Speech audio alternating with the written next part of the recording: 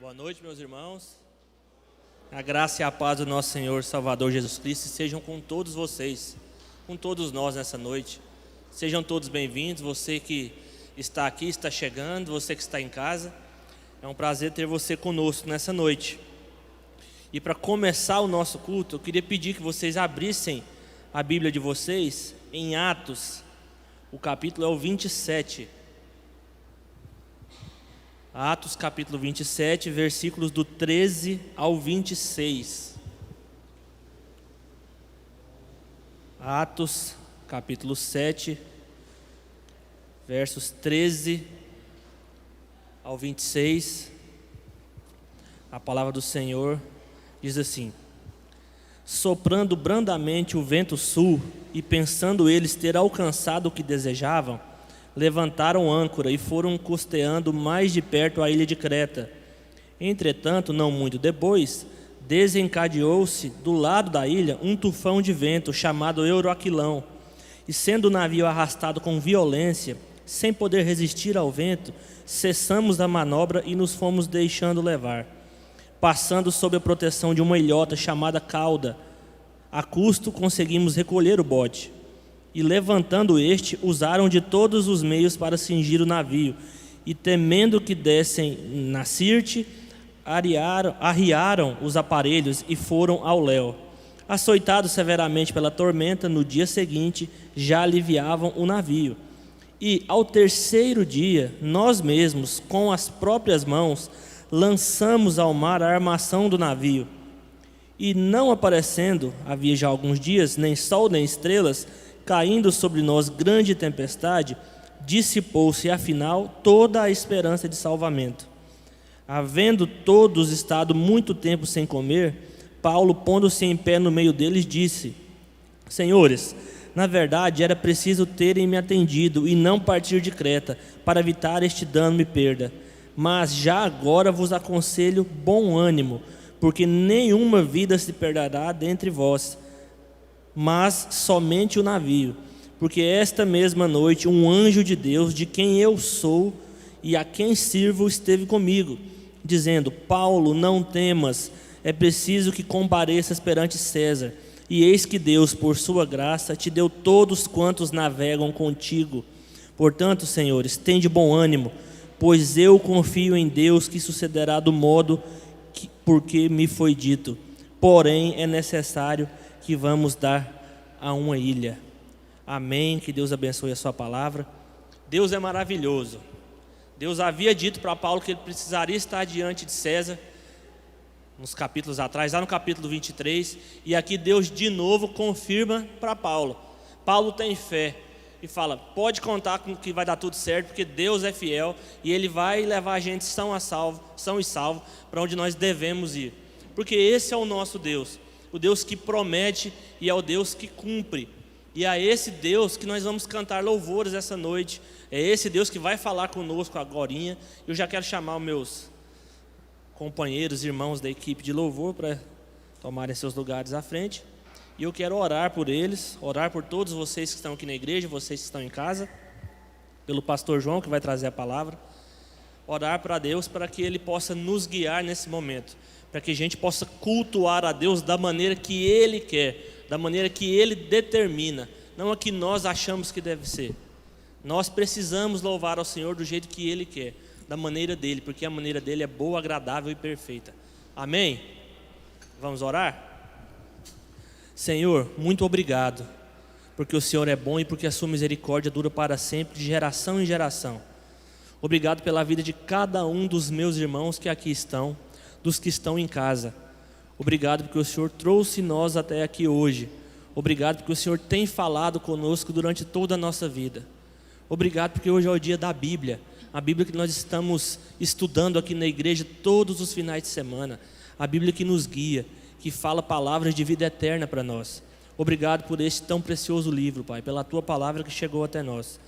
Eu peço ao Senhor pelos meus irmãos da equipe de louvor que nos conduzirão em cânticos agora, que o Senhor seja com eles, que o Espírito Santo do Senhor seja com eles e com todos nós, que eles possam ser boca do Senhor aqui essa noite e possam nos conduzir a um louvor sincero e verdadeiro ao nosso Senhor Jesus Cristo. Muito obrigado, Pai. Obrigado também pela vida do pastor João, que vai trazer a palavra para nós daqui a pouquinho. Que o Senhor esteja com ele e que o Senhor fale através dele para as nossas vidas, em nossos corações e nossas mentes hoje. Nós possamos sair daqui hoje pessoas melhores do que entraram.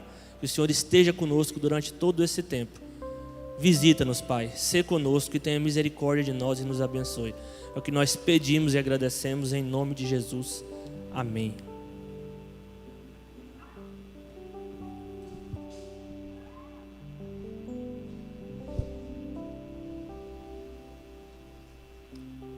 Quero cumprimentar a todos na paz, na graça do nosso Senhor Jesus.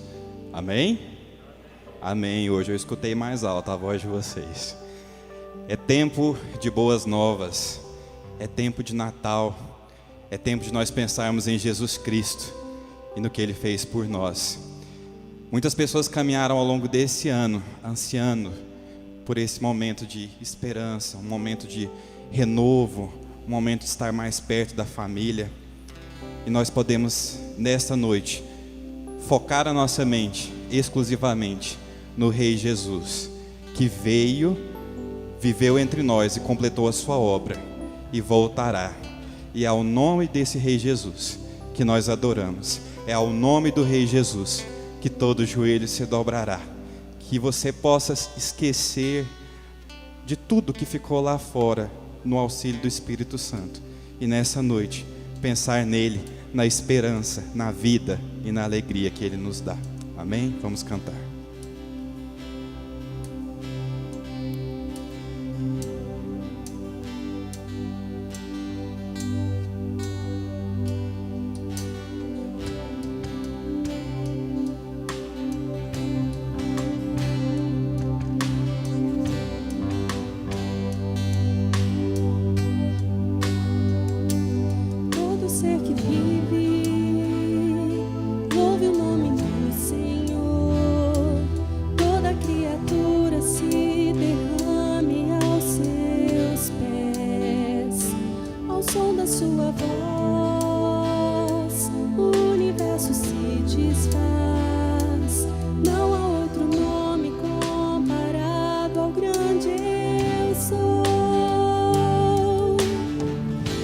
Mesmo sendo pó, com tudo que há em mim, confessarei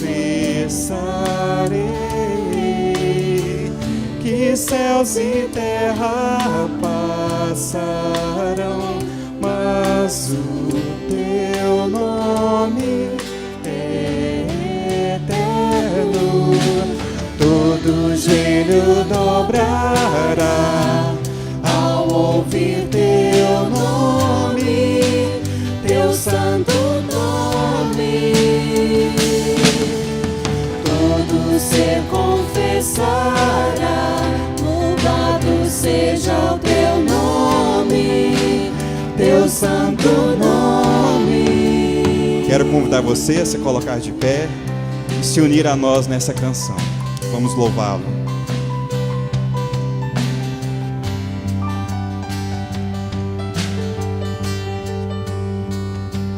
Todo ser que vive, louve o nome do Senhor. Toda criatura se derrame aos seus pés. Ao som da sua voz, o universo se desfaz. Não há outro nome comparado ao grande eu sou. E mesmo sendo pó, com tudo que há em mim, confessarei que céus e terra passarão, mas o teu nome todo joelho dobrará ao ouvir teu nome, teu santo nome. Todo ser confessará, louvado seja o teu nome, teu santo nome. Mas mesmo sendo pó, e mesmo sendo pó, contudo que há em mim, confessarei que céus e terra passarão, mas o teu nome é eterno.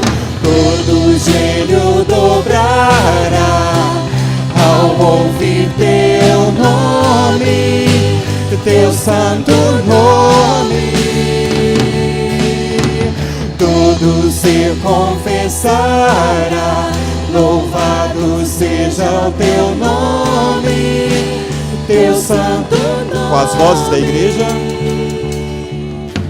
Todo joelho dobrará ao ouvir teu nome, teu santo nome. Todo ser confessará, louvado seja o teu nome, teu santo nome. Jesus Cristo, teu nome é santo e ele é exaltado neste lugar e nas nossas vidas. Tu és digno do nosso louvor. Muito obrigado por tudo, Rei Jesus. A ti te oramos e te louvamos.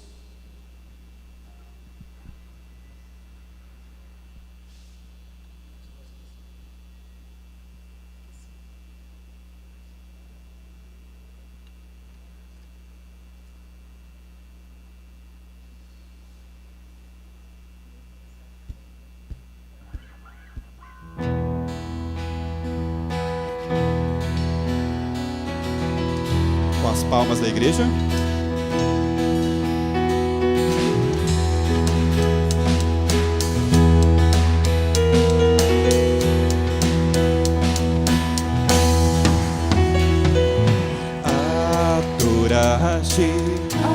Adoraste com meu coração, sim, louvaste com paixão, Toda minha paixão vou buscar-te enquanto eu viver, vou seguir-te, tua vontade fazer, sim, eu vou fazer. Tu és Deus de toda a glória, te darei o meu amor, tu somente eu vou adorar, tu somente és digno do meu louvor.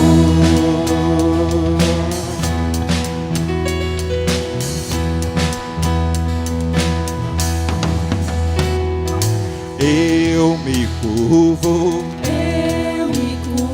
te exalto, meu Rei, em teus braços me entregarei, ao teu trono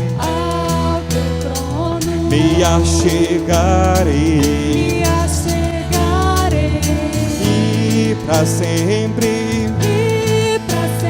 em ti confiarei, eu confiarei.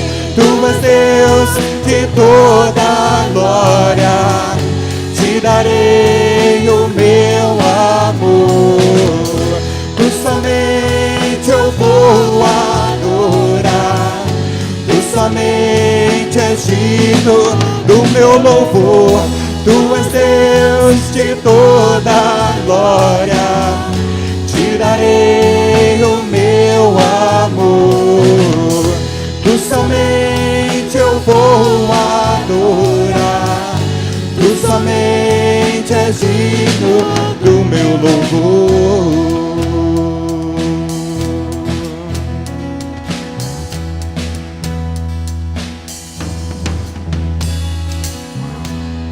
Amém.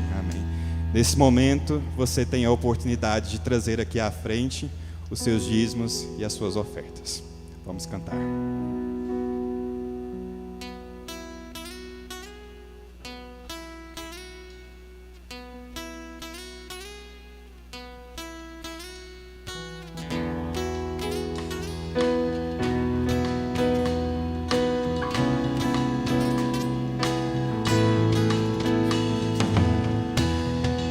Nasce em mim um canto de gratidão ao meu Senhor e Rei. Perdido me achou, envolveu-me em seu amor. Na cruz por mim se entregou, sua dor sarou-me, seu sangue libertou-me. Eu cantarei ao Senhor que sua vida doou, que mesmo sem limites por mim se entregou. Cantarei ao meu Rei, a Jesus Salvador, que meu eu do pecado me fez vencedor. Bem fácil, né? Junte-se a nós, vamos cantar. Nasce em mim um canto de gratidão ao meu Senhor e Rei. Perdido me achou, envolveu-me em seu amor. Na cruz por mim se entregou, sua dor sarou-me, seu sangue libertou-me. Eu cantarei ao Senhor que sua vida doou, que mesmo sem limites por mim se entregou. Cantarei ao meu Rei, a Jesus Salvador, que me ergueu do pecado, me fez vencedor. Eu cantarei ao Senhor que sua vida doou, que me amou sem limites por mim se entregou. Cantarei ao meu Rei, a Jesus Salvador, que me ergueu do pecado, me fez vencedor.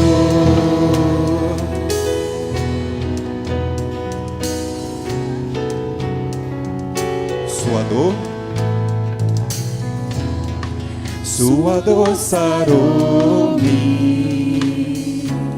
seu sangue libertou-me. Sua dor sarou-me, seu sangue libertou-me. Eu cantarei ao Senhor que sua vida doou, que me amou sem limites por mim se entregou. Cantarei ao meu Rei, a Jesus Salvador, que me ergueu do pecado, me fez vencedor. Eu cantarei a ti.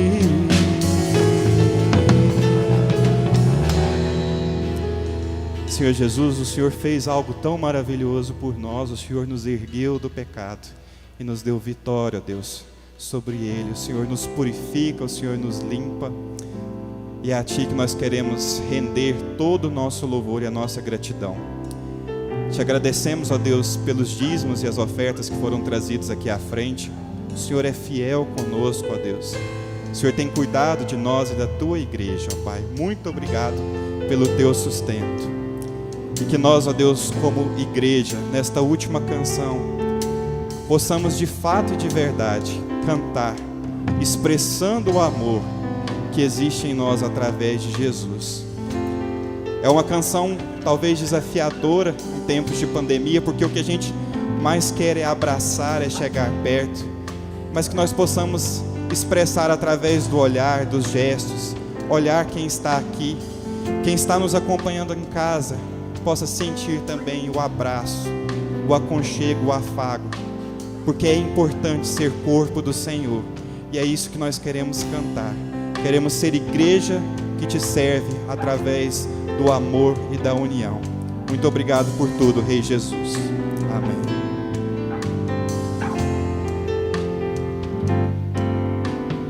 Como é precioso, irmão, estar bem junto a ti, e juntos lado a lado andarmos com Jesus e expressarmos o amor que um dia Ele nos deu pelo sangue do Calvário. Sua vida trouxe a nós a aliança do Senhor. Eu tenho com você, não existem mais barreiras em meu ser. Eu sou livre pra te amar, pra te aceitar e para te pedir, perdoa-me, irmão. Eu sou um com você, no amor do nosso Pai. Somos um no amor de Jesus.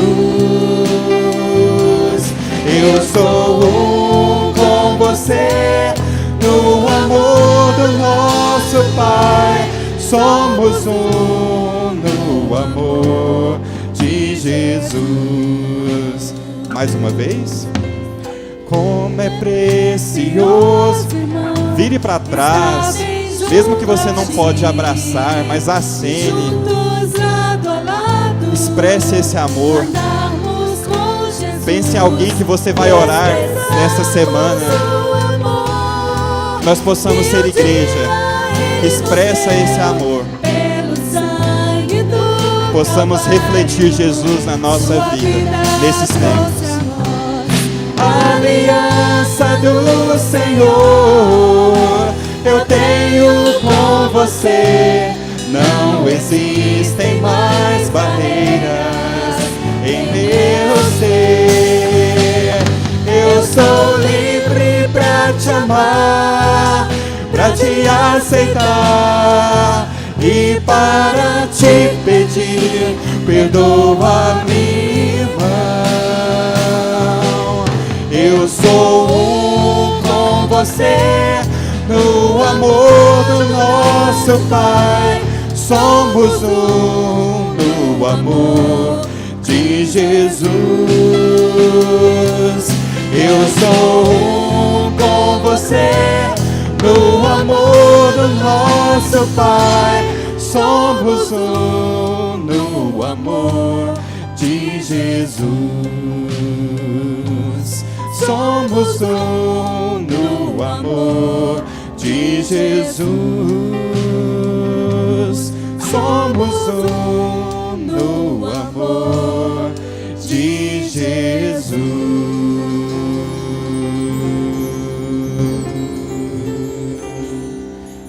Acho que a forma mais simbólica de podermos finalizar esse momento é com uma salva de palmas para o Rei Jesus. Amém?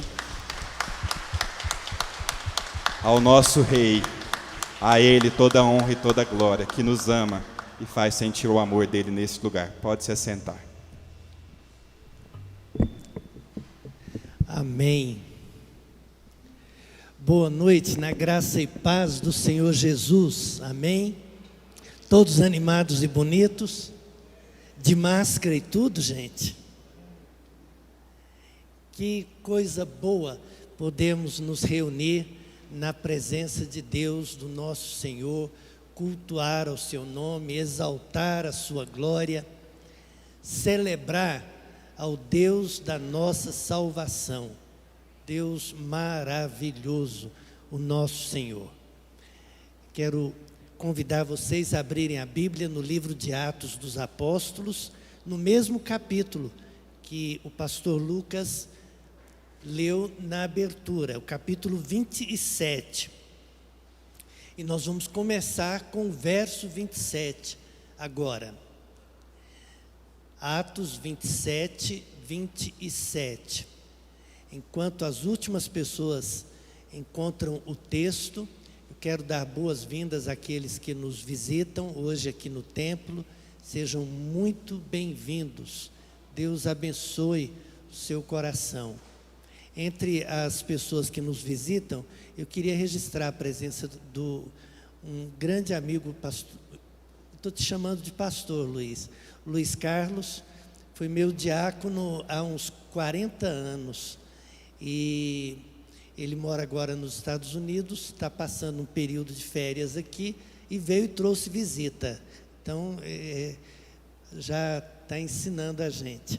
E eu quero também registrar o Otoniel Júnior, tem também participado do culto à distância, está conosco. Eu acho que há outras pessoas aqui que nos visitam, que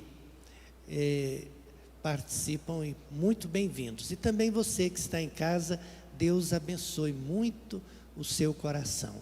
Vamos ler o texto da palavra de Deus? Quando chegou a 14ª noite, sendo nós batidos de um lado para o outro no mar Adriático, por volta da meia-noite, pressentiram os marinheiros que se aproximavam de alguma terra. E, lançando o prumo, acharam 20 braças. Passando um pouco mais adiante, tornando a lançar o prumo, acharam 15 braças. E, receosos de que fôssemos atirados contra lugares rochosos, lançaram da popa 4 âncoras e oravam para que se rompesse o dia. Procurando os marinheiros fugir do navio e tendo arriado o bote no mar, a pretexto de estarem para largar âncoras da proa, disse Paulo ao centurião e aos soldados: se esses não permanecerem a bordo, vós não podereis salvar-vos. Então os soldados cortaram os cabos do bote e o deixaram afastar-se. Enquanto amanhecia, Paulo rogava a todos que se alimentassem, dizendo: hoje é o 14º dia em que, esperando, estáis sem comer, nada tendo provado. Eu vos rogo que comais alguma coisa, porque disso depende a vossa segurança.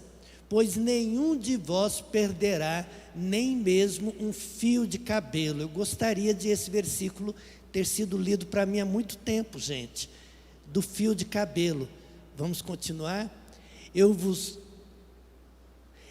Tendo dito isso, tomando um pão, deu graças a Deus na presença de todos, e depois de o partir começou a comer. Todos cobraram ânimo e se puseram também a comer. Estávamos no navio 276 pessoas ao todo.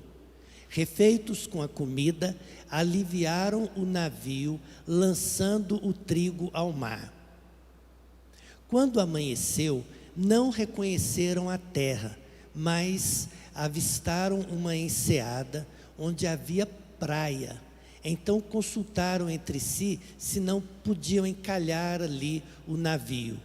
Levantando as âncoras, deixaram-no ir ao mar, largando também as amarras do leme, e alçando a vela de proa ao vento, dirigiram-se para a praia. Dando, porém, no lugar onde 2 correntes se encontravam, encalharam ali o navio. A proa encravou-se, ficou imóvel, mas a popa se abria pela violência do mar.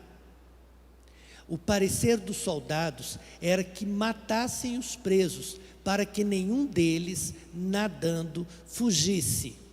Mas o centurião, querendo salvar a Paulo, impediu-os de o fazer e ordenou que os que soubessem nadar fossem os primeiros a lançar-se ao mar e alcançar a terra.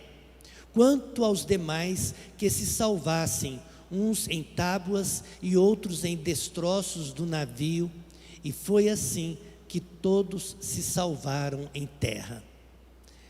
Vamos ler só esse último versículo, último pedacinho, falar todos juntos, sim, para vocês participarem, só o último pedacinho, depois do ponto. Vamos lá? E foi assim que todos... dá para um ensaio ficar melhor um pouquinho? Vamos ver se dá para... Porque eu sei que com a máscara não dá para sair muito som, mas dá para falar forte assim. Vamos ver esse pedacinho? E foi assim em terra. Amém. Muito bem. O texto, gente, é lindo, lindo. Lucas dá um banho, uma aula maravilhosa de narrativa.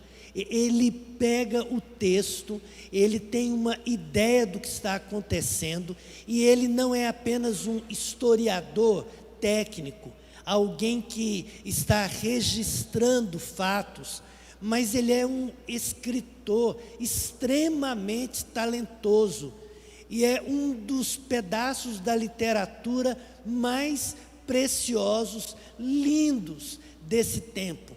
Ele está registrando um naufrágio.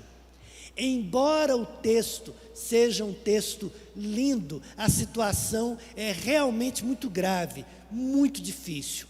A história começa no capítulo 21, a partir do verso 1. Vocês se lembram? Estamos falando sobre essa experiência de Paulo, que Paulo vai a Jerusalém.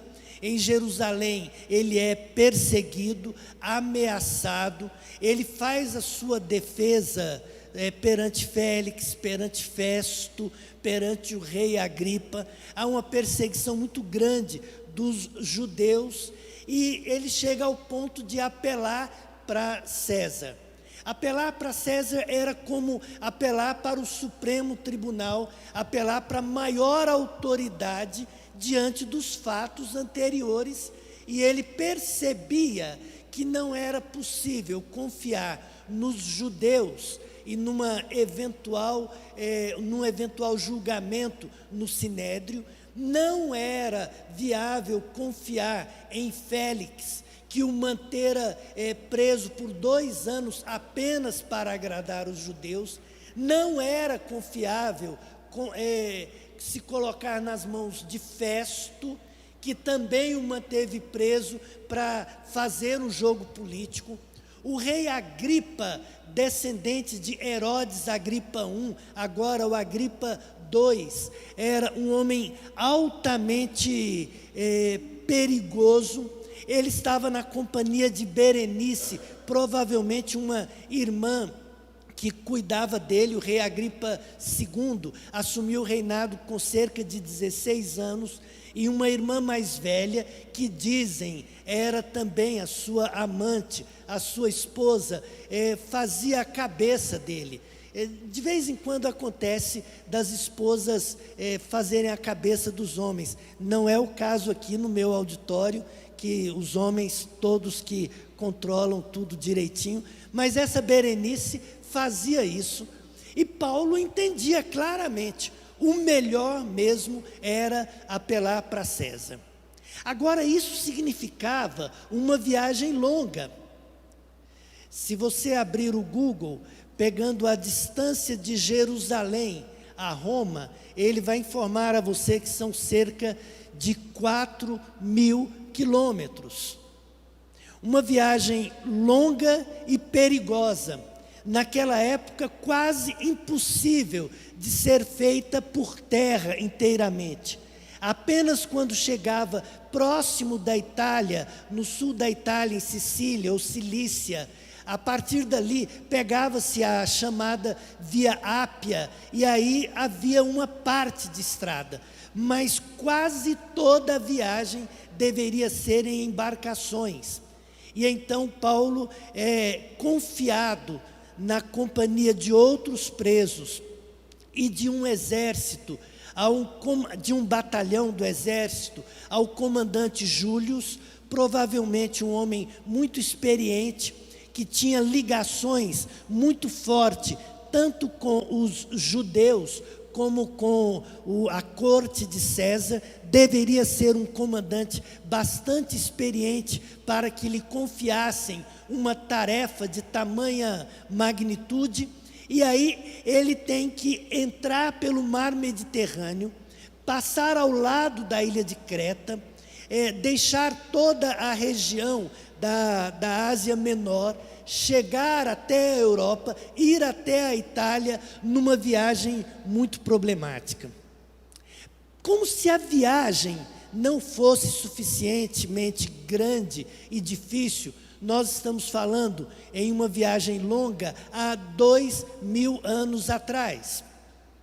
Uma viagem com embarcação que ainda não contava com alguma orientação, especialmente noturna, ou seja, não dava para se saber aonde estava no meio da noite, num mar enorme, imenso, que você não tinha ideia para onde ir.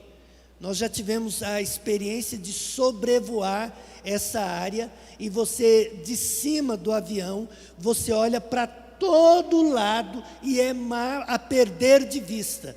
Imagine você lá embaixo, ligado à terra e para todo lado. O barco não deveria ser pequeno, mas era um barco de carga. Ele deveria ter, segundo os estudiosos, algo perto de 40, 45 metros de comprimento, perto de 10 metros de largura e 10 e pouco de altura. Era uma embarcação tipicamente de carga, e ela fazia aquele transporte de trigo para abastecer de alimento a região da Itália, da Europa, naquele tempo. Então é uma viagem bastante sofrida. E Paulo então é colocado ali. Eu tive a experiência de viajar aqui no norte do Brasil algumas poucas vezes nessas embarcações de madeira. Eu falo que é um barco desintegra a família. Sabe, aqueles barcos de madeira que eles colocam rede para todo lado, com 300 pessoas. Eu me lembro de uma das vezes, saindo de Belém para a Ilha do Marajó, a noite inteirinha, com música brega lá em cima, a toda altura, aquele tanto de rede traçando ali de todo lado, e você olhava para um lado e para outro e só via água de todo lado. Não tem como você não ter medo do negócio daquele. É uma loucura como você entra numa embarcação dessa. Para complicar a situação, resolveram fazer a viagem na época de setembro para outubro. A gente tem essa informação porque ele se refere que foi num período logo depois do jejum, ou do período de Yom Kippur, que acontecia na segunda quinzena de setembro para outubro. Era sabido que essa época era a época que se aproximava o inverno e um período em que não se devia navegar. A história era que até agosto, viagem segura, setembro, viagem duvidosa, outubro, viagem louca. E aí, Paulo chega a orientar, a conversar, a argumentar com o comandante, com o Júlio, uma coisa rara, que o comandante desse a ele palavra para discutir, para conversar, mas ele chega a dizer que eles deveriam ficar na ilha de Creta, naquele lugar chamado Bons Portos, e passar o inverno ali. O problema é que passar o inverno ali, para quem estava preso, não era tanto problema, mas para os marinheiros e para os soldados, significava passar um período longo num vilarejo pequeno, num porto que não tinha recurso nenhum, nenhuma diversão, nenhuma alternativa. Então eles optaram por subir até a Fenícia e encontrar uma cidade maior, mais confortável para passar o inverno. E então a viagem é feita exatamente naquele período mais perigoso, e ele é levado para a região, na sua viagem para Roma. Dentro dessa estrutura toda, um apóstolo que estava comprometido com o Senhor, ele é acompanhado por um irmão, que eu estou aqui procurando o nome dele, gente, eu decoro quase tudo e não lembro o nome do cidadão, um irmão muito querido que viajava com o apóstolo Paulo, o Aristarco, versículo 2, que aparece no livro de Filemon e aparece no livro de Colossenses. E Aristarco, provavelmente, ou quase certamente, estava ali apenas porque ele se vendeu ou ele se apresentou, ele produziu um título de propriedade e se entregou, nominando-se escravo de Paulo, para que ele pudesse viajar na embarcação, na companhia de Paulo, para não deixá-lo sozinho. E Lucas tem toda essa história muito bem colocada aí no texto. E aí a grande pergunta: como é que nós vivemos no caos? Como é que nós vivemos quando as pressões são grandes? Como é que lidamos com a vida, com a realidade dos problemas, quando eles parecem maiores do que nós? Como é que lidamos quando nós percebemos que não temos o controle? Como é que lidamos quando percebemos que outros controlam a nossa vida e que nós somos levados em circunstâncias que não estão ao nosso alcance? Como é que nós vamos viver ali? E Paulo nos dá lições muito preciosas. E eu quero caminhar com vocês nessas lições.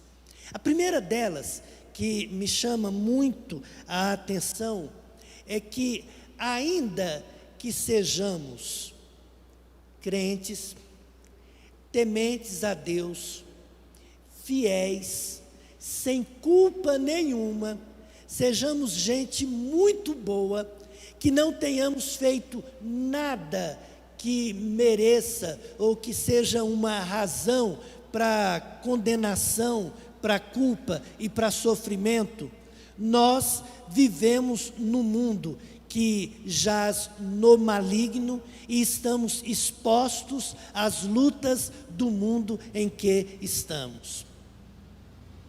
Paulo era homem de Deus. Paulo não tinha dúvida de que Deus estava no controle da vida dele, mas ainda assim, o mesmo Deus que o chamara, o mesmo Deus que o incentivara a ir a Roma, porque o próprio Deus falou para ele, da mesma maneira como você deu testemunho aqui em Jerusalém, em Cesareia, você deve dar testemunho também em Roma. Então não havia nada de errado propriamente na atitude, na disposição e no plano de Paulo. Mas ainda assim, ele estava sujeito às vicissitudes, às dificuldades do mundo em que vivia. Vez por outra, a gente começa a ser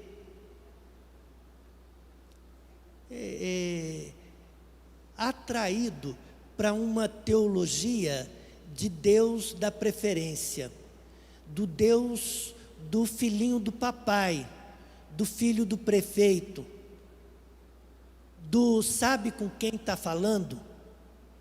Então nós pegamos um modelo extremamente humano, mundano, corrupto e pecaminoso e aplicamos a Deus na estrutura da nossa teologia e imaginamos que Deus é um governante e que Ele tem como máxima a ideia de que para os amigos tudo, para os inimigos problema, para os filhos proteção, amparo, cuidado, para os não filhos sofrimento e morte. Ou seja, nós nos imaginamos cidadãos de primeira classe do mundo e os outros são os outros de segunda classe.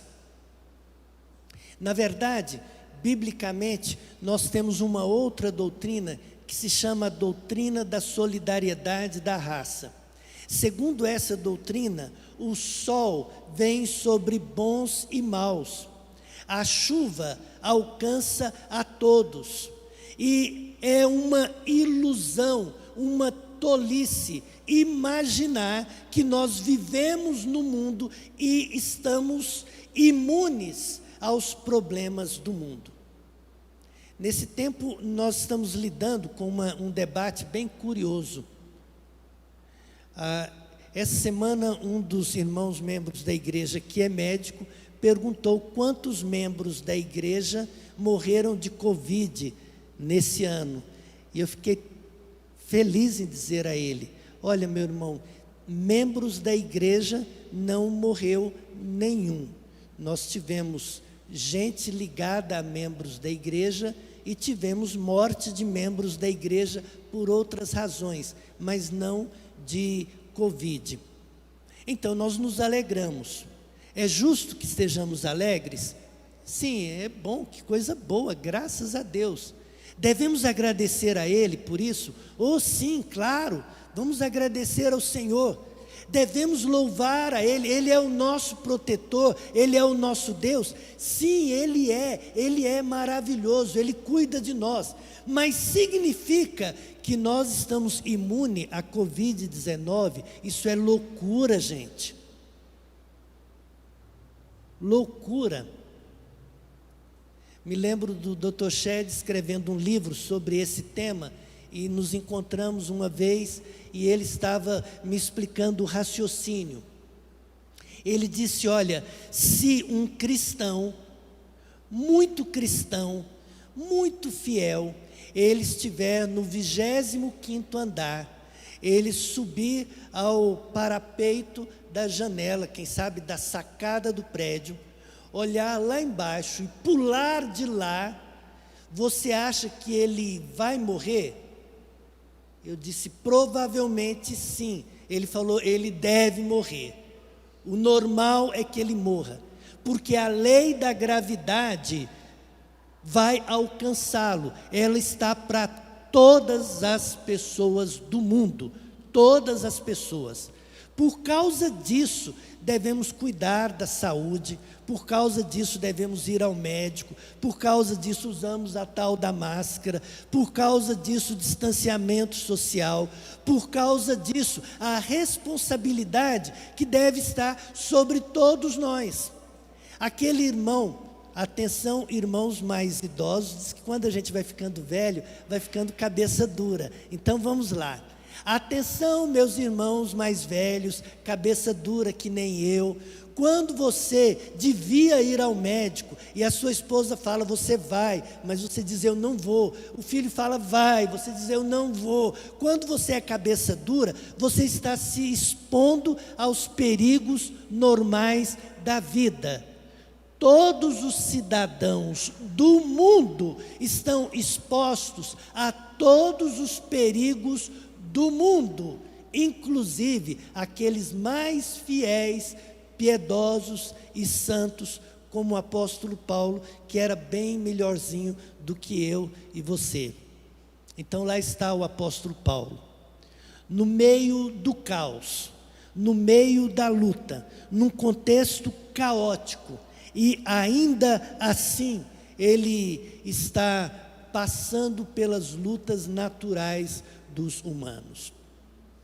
Nesse texto, a gente observa o caos pela chuva, pela escuridão. Sabe como é escurecer tudo, apagar tudo, numa época em que o barco não tinha como se orientar na noite. O texto se refere a 14 dias. Nós estamos lidando com a demora da vacina ou a demora do sossego dessa pandemia. 1 dia, 2 dias, 3 dias. Imagine numa embarcação desinteira família, de madeira, há 2000 anos atrás, um breu, a noite escura, 1 dia, 2 dias, 3 dias, e o tempo passando e as coisas ficando cada vez piores. Esse é o contexto. O texto vai mostrar que não havia apenas a luta das forças da natureza, chuva, trevas, vento, havia também uma comunidade problemática. Observaram o tipo de companheiros de viagem que Paulo tinha? Entre eles estavam os soldados. Os soldados, quando viram a situação, eles resolveram pedir autorização ao comandante para matar todos os prisioneiros. Simples assim. Vamos matar todos os presos. Por que fizeram isso? Fizeram isso porque a lei romana deixava claro: quando você é guardião de um preso e ele foge a sua vida pela vida dele. Os irmãos se lembram do carcereiro de Filipos, Atos capítulo 16, quando ele tem o terremoto, ele pensa que os presos fugiram e pega da espada imediatamente para cometer suicídio. Então nós temos um contexto de militares, de guardas, que estavam preocupados com a própria vida e se dispuseram a matar os prisioneiros. O comandante Júlio é quem poupou a vida dos prisioneiros por causa de Paulo.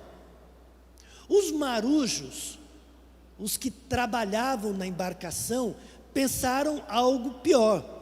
Diz o texto que quando a coisa apertou mesmo, que o vento veio, que o naufrágio era iminente, que a coisa estava para acontecer, eles foram para a parte de trás, onde havia um bote. Segundo os estudiosos, aqueles grandes navios traziam como se fosse um rabinho, um rabicho, uma carretinha, traziam um bote que funcionava como salva-vidas. Então os marinheiros resolveram o seguinte: que morram os soldados, que morram os prisioneiros e que vivamos nós. E então o texto diz que eles rapidamente correram para o bote e iam pular no bote e salvar a própria vida. Foi quando Paulo disse ao comandante: olha, se eles fugirem, vai todo mundo morrer. E o comandante manda cortar a corda e o bote salva-vidas vai embora. Ou seja, nós vivemos num tempo de perigos externos, de uma comunidade egoísta, de angústias e pressões de todo lado e de um desespero total. Ao final do texto, a gente vai observando que havia também um cansaço extremo e uma fome insuportável. E é nesse contexto que o apóstolo Paulo está. E Deus? Onde está Deus?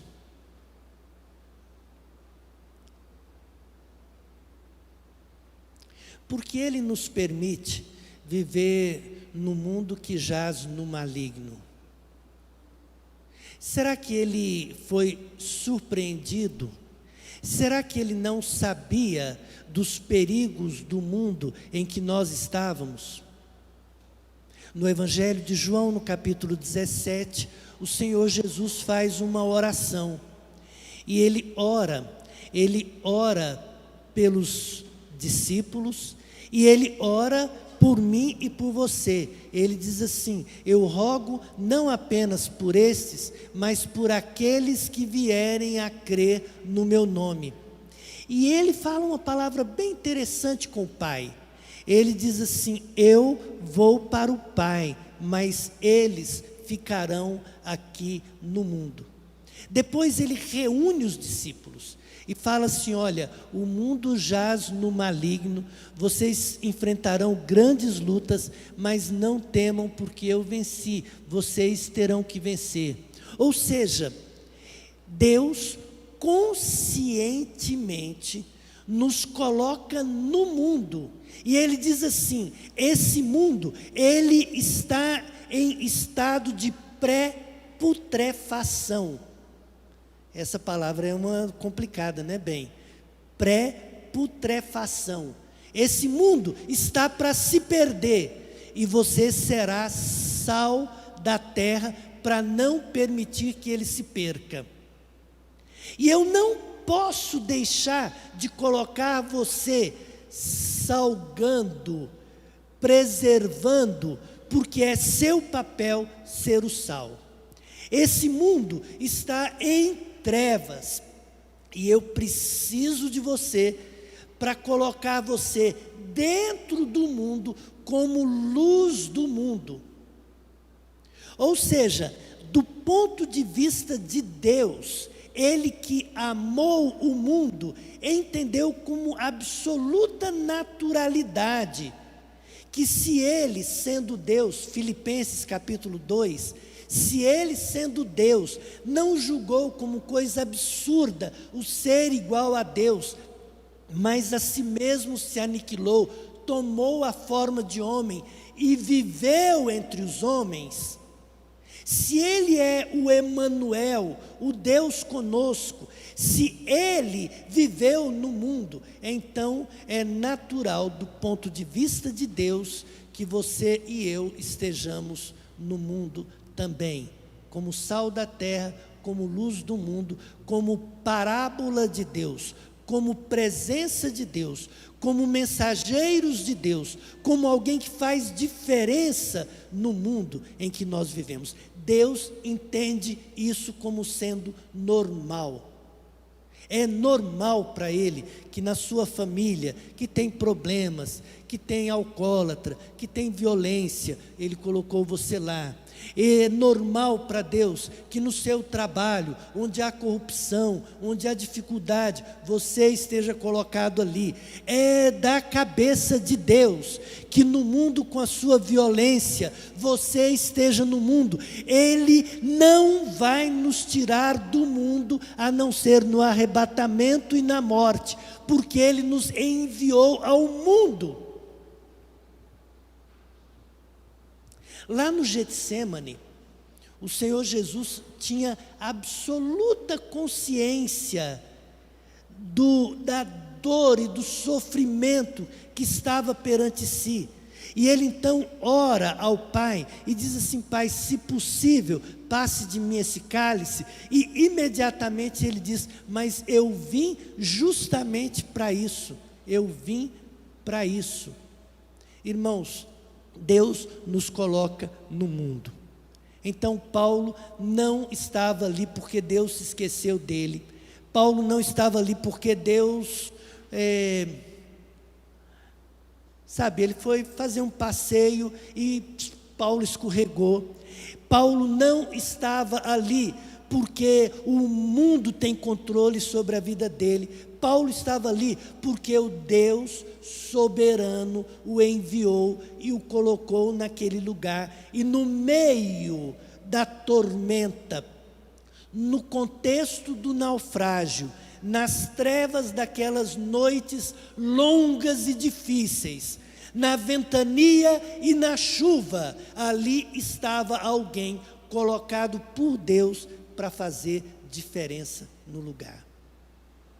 E aí nós chegamos à segunda metade da mensagem. Podem acreditar, Deus não apenas nos coloca no mundo, mas Ele nos coloca com uma missão. Paulo tinha identidade, ele tinha senso de missão, ele sabia por que estava ali e Deus estava com ele. No meio de toda a tempestade, de toda a situação, o texto vai refletindo, versículo 19 e 20 são extraordinários. No terceiro dia, lançavam fora com as próprias mãos a armação do navio, não aparecendo sol nem estrela por muitos dias, e continuando a abater-se sobre nós grande tempestade, finalmente perdemos toda esperança de salvamento. E aí o texto vai virar. Ele vai explicar agora o papel do cristão no caos. Nós não apenas fazemos parte da solidariedade da raça, estamos no mundo, nós fomos colocados ali sob o controle de Deus mas nós também temos uma missão ali. Então, versículo 21, visto que os homens tinham passado muito tempo sem comer, Paulo levantou-se diante deles e disse, o comandado, o prisioneiro, virou comandante. E ele diz, os senhores deviam ter aceitado o meu conselho de não partir de Creta, pois assim teriam evitado grande dano e prejuízo. Mas agora lhes recomendo que tenham coragem, porque nenhum de vocês perderá a vida, apenas o navio será destruído. E aí tem uma palavra extraordinária, olhem o verso 23, diz assim, pois ontem à noite apareceu-me um anjo de Deus, a quem pertenço e a quem adoro, dizendo-me, Paulo, não tenha medo.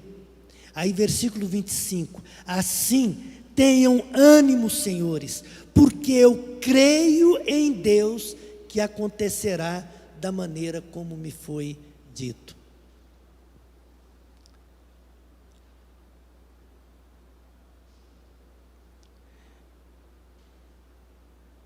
Será que o caos em que nós vivemos encontra em você e em mim um profeta como Paulo? Será que o mundo agitado, sofrido, corrupto, o mundo condenado e sem esperança, encontra em você e em mim alguém que continua tendo encontros pessoais com Deus? Será que esse mundo encontra em você e em mim alguém que possa trazer uma mensagem de esperança? Alguém que se coloque na brecha como intercessor, alguém que se preocupe com a vida das pessoas, alguém que se preocupe com o sofrimento dessa gente, alguém que se preocupe com a fome desse povo, alguém que se preocupe com a loucura que se abateu sobre uma humanidade perdida. Então o texto vai nos mostrar que mesmo vivendo na noite, nas trevas e no caos, Paulo tinha consciência de quem era, por que estava ali, qual era o projeto de Deus, a quem ele servia, quem era o seu Deus e qual era a vontade soberana de Deus. Paulo entendia que era seu papel ser um instrumento de esperança, uma mensagem de paz, um profeta de Deus para a vida. Irmãos, eu fico pensando como o nosso mundo está tão carente de apóstolo Paulo nessa embarcação.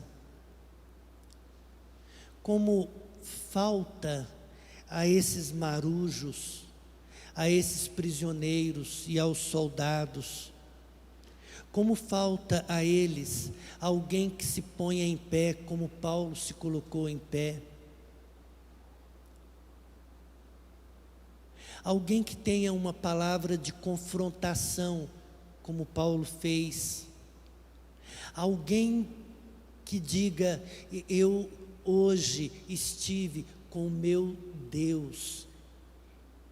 O meu Deus estava em Jerusalém, Ele me encorajou a vir e Ele não me deixou sozinho. O meu Deus é aquele que caminha comigo no caos. O meu Deus é aquele que protege quando o vento é mais forte do que eu. O meu Deus, Ele não está apenas dormindo naquele barquinho do mar de Tiberíades. Ele é aquele que pode dizer, que pode se levantar e dizer, acalma, emudece, fica calmo, e o vento e o mar lhe obedecem. O meu Deus é soberano, Ele está no controle, e Ele disse, e eu creio. O problema é se nós somos omissos ou somos sal da terra e luz do mundo. Se nós nos levantamos ou nos escondemos no anonimato da covardia cristã, chamada de cristã. Se no meio do caos ainda temos a capacidade de ter encontros pessoais, profundos, sérios, solenes com Deus, ou já há tempo que o nosso olhar está apenas para o vento, para o mar. Quem pode ouvir a Deus no meio dessa barulheira toda, dessa confusão toda? Se nós estamos como mensageiros do desespero, porque diz o texto, perdemos toda a esperança de salvamento, ou se nós temos uma mensagem de futuro para a humanidade. A Bíblia diz com clareza que esse mundo entesourado para a perdição, sem nenhuma esperança, ele tem esperança em Jesus Cristo, o Senhor, e que é meu papel e é seu papel nos levantar, anunciar a nossa experiência com Deus e apresentar a esperança que o mundo não tem. Então Paulo diz, olha, tenham ânimo, porque eu acredito que isso vai acontecer. Agora observa, o mundo tem ouvido a gente falar. A gente prega na igreja, a gente canta as músicas, a gente manda mensagem de WhatsApp, filminhos. A gente tem várias maneiras para falar, mas o mundo não quer ouvir apenas. O mundo precisa ver nas nossas atitudes a coerência entre o discurso e a prática. E então diz o texto que no meio da tempestade, no vento impetuoso, na noite escura, no auge do desespero, ele tem um encontro com Deus, ele tem uma mensagem de Deus, e ele atua como homem de Deus. Então diz o texto que, tendo dito isso, versículo 35, Paulo tomou o pão, não era ceia, Paulo tomou o pão, deu graças diante de todos, partiu, começou a comer, e eles comeram também. Isso é a esperança. Isso é a coerência do Evangelho. É quando o nosso discurso se parece com a nossa prática. Quando nós não somos daqueles que se entregam ao temor, daqueles que de alguma maneira amaldiçoam a Deus, daqueles que se desesperam inteiramente, mas confiam em Deus, pregam a palavra e agem com esperança. E então Paulo começou a comer. É assim. É a sua atitude positiva. Isso não é sermão de mente positiva. É a sua atitude positiva que demonstra a confiança em Deus, que demonstra que você tem uma prática religiosa coerente com o discurso religioso. Gente, nós estamos falando em prisioneiros condenados, em soldados que estavam prontos a matar e em marujos egoístas.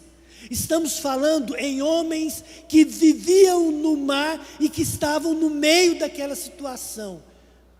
Mas quando viram Paulo comendo, eles começaram a comer também. É assim que a mensagem do Evangelho acontece.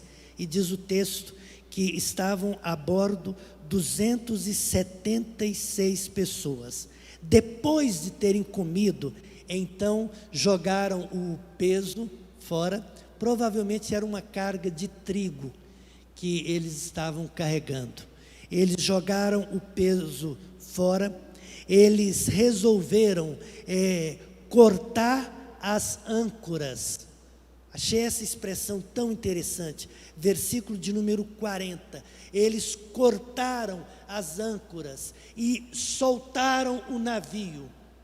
E quando perceberam que os marinheiros não eram capazes, que a estrutura do navio era ineficiente, que a esperança não estava na força, no profissionalismo e na estrutura deles, quando eles abriram mão de tudo, então o barco é levado até uma enseada, para num banco de areia.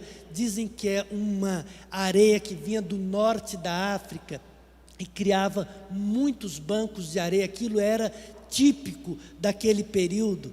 O barco se arrebenta e o povo sobrevive. E o versículo final nós lemos todos juntos. Dessa forma, todos se salvaram. Oh, irmãos, Deus não apenas ama Paulo, Ele amava aquele povo. Diz o texto assim: o Senhor falou para ele: Paulo, eu dei a você todos esses que estão aí no barco. Você pode acreditar, pode confiar. Você não veio para esse barquinho aqui à toa. Você veio porque eu determinei. Você não veio sozinho. Você veio e eu vim com você. E você não veio para o desespero. Você veio para ser mensageiro da esperança. Você veio para salvação. Você veio para trazer vida. Eu tenho a vida. E todos se salvaram. Desejo muito que Deus nos abençoe. Que Deus nos abençoe como igreja. Irmãos, às vezes eu sinto que nós somos como um viajante num mar imenso, com pressões de todos os lados. E eu fico desejando tanto ser alguém mais parecido com esse nosso irmão apóstolo Paulo. Eu não quero viver no mundo e me entregar ao desespero, ao egoísmo dos marinheiros, ou à maldade dos militares.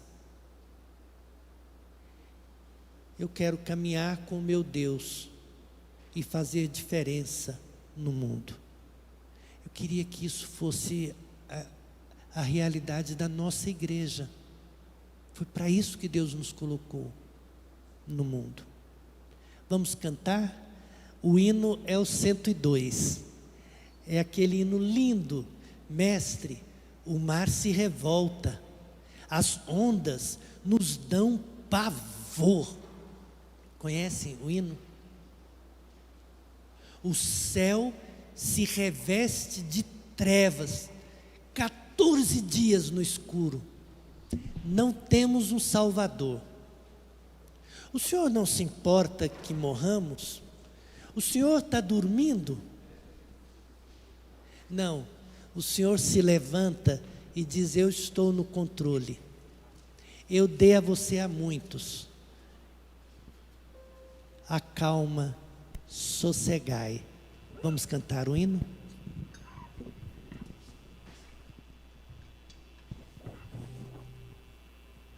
Cento e 102 de salmos e hinos.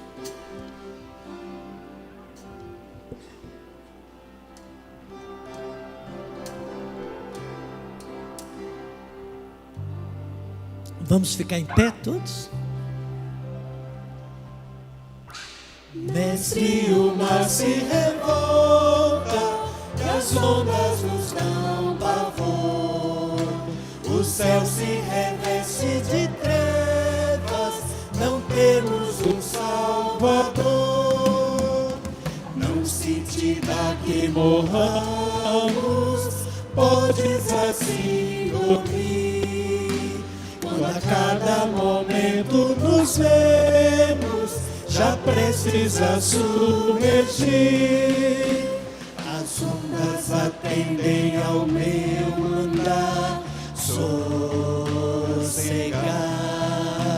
e seja o encapelado mar, a ira dos homens ou gênio do mal, tais águas não podem naufragar, que leva o Senhor, Rei do céu e mar.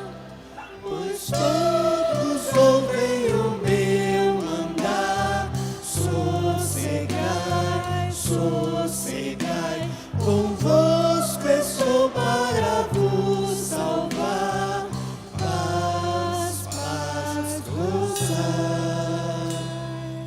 Mestre, tão grande tristeza me quer hoje consumir, a dor que perturba minha alma, de embora vem me acudir. De ondas do mal que me encobrei, quem me virá valer? Oh, não tardes, ó mestre, estou quase a perecer. As ondas atendem ao meu mandar, sossegai, e seja o encapelado mar, a ira dos homens ou gênio do mal, tais águas não podem naufragar, que leva o Senhor, Rei do céu e mar. Pois todos ouvem o meu mandar, sossegai, sossegai, convosco estou para vos salvar, paz, paz, gozar. Mestre, chegou a bonança, em paz vejo o céu e o mar. O meu coração goza calma, que não poderá findar. Fica ao meu lado, bom mestre, dono da terra e céu, e contigo eu irei bem seguro ao porto destino meu. As ondas atendem ao meu mandar, sossegai,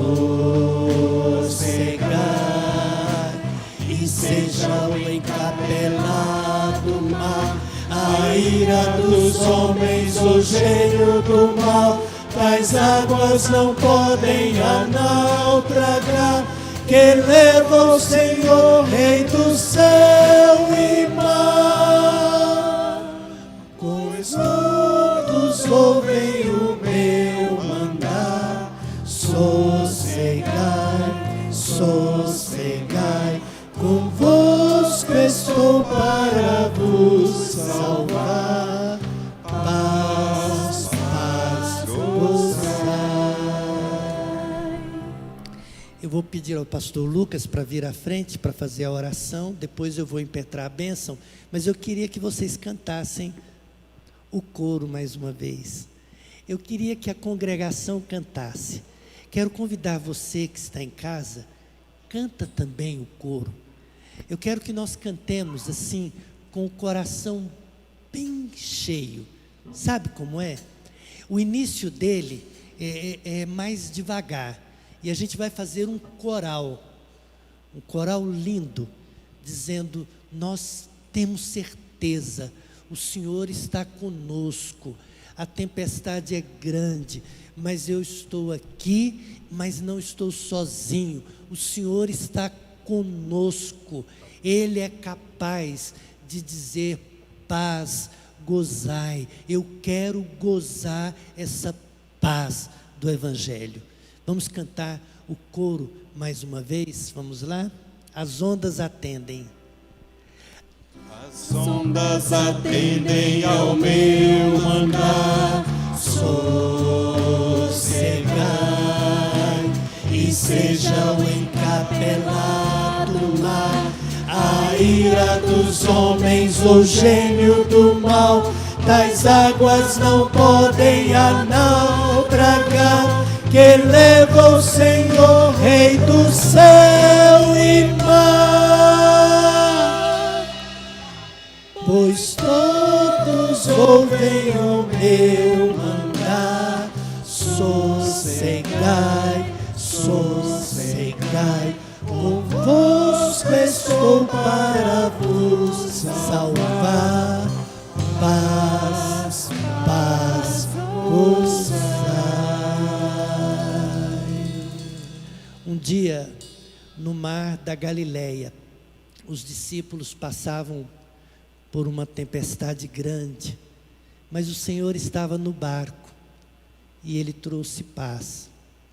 Um dia, no grande mar, que era o centro do mundo daquela época, no auge do perigo e da morte, um apóstolo estava ali, mas o Senhor estava com ele. E o Senhor um dia disse: sossegai. E foi assim que os 376 se salvaram. Um dia, você e eu, num mundo com lutas, com desafios, com pressões, com toda sorte de trevas e de desespero, também contamos com a presença do Senhor. Ele também disse para mim e disse para você: as ondas, elas atendem às minhas ordens. O que podem fazer as ondas quando o Senhor, Rei da terra e mar, está presente? Ele é capaz de dizer: sossegai. E quando Ele diz, existe paz. Vamos orar? Senhor, muito obrigado mais uma vez porque o Senhor falou conosco essa noite. Obrigado porque com o Senhor no nosso barco Ele não pode afundar. E se caso Ele afunde, nós não podemos perecer, porque é o Senhor quem nos guarda.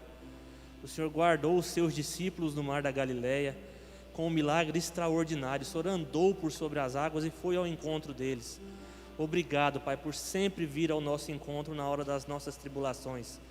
Que o Senhor nos ajude a nos mantermos firmes, olhando e seguindo para o alvo que é o Senhor Jesus Cristo. Obrigado, Senhor, porque o Senhor é Deus e nós podemos confiar no Senhor. Obrigado porque o Senhor é muito bom e a sua misericórdia dura para sempre. Obrigado, Pai, porque nós temos comunhão uns com os outros. Obrigado, Pai, porque nós temos comunhão com o Senhor. Toda honra, toda glória, todo louvor e toda adoração sejam sempre dadas ao Senhor Jesus, que é o único digno de tudo isso, Pai. Porque o Senhor o fez responsável por nós. O Senhor o trouxe aqui para Ele dar a vida por nós. Ele deu a vida por nós, Pai. Nos ajude a obedecer o Senhor Jesus, até que o Senhor possa nos recolher, até que o Senhor nos busque. E que durante toda a eternidade nós possamos olhar para Cristo e nos regozijar, felizes porque fomos salvos. Muito obrigado por tudo. É o que eu peço e agradeço em nome de Jesus, o Teu Filho amado. Amém. Meus irmãos, que o Deus da paz, que pelo sangue da aliança eterna trouxe de volta dentre os mortos o nosso Senhor Jesus, o grande pastor das ovelhas, que Ele os aperfeiçoe em todo o bem, para fazerem a vontade dEle, que Ele opere em nós o que lhe é agradável, mediante Jesus Cristo, a quem seja a glória para todo sempre. Que a graça do Senhor e Salvador Jesus, o amor de Deus, o nosso Pai, a comunhão do Espírito Santo de Deus, sejam conosco aqui, mesmo em um mundo bastante desafiador, hoje e até a volta do Senhor Jesus, e assim para todo sempre. Amém.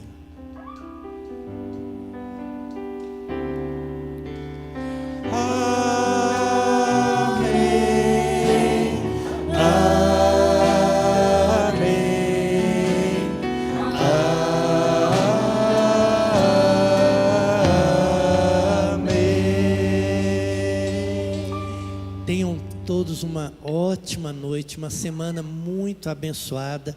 Você não deve abraçar as pessoas, mas pode cumprimentar, fazer um sinal, dizer, sorrir. E lembrando que no próximo domingo estaremos juntos para o Natal de Jesus. Deus abençoe o seu coração. Deus abençoe você em casa também.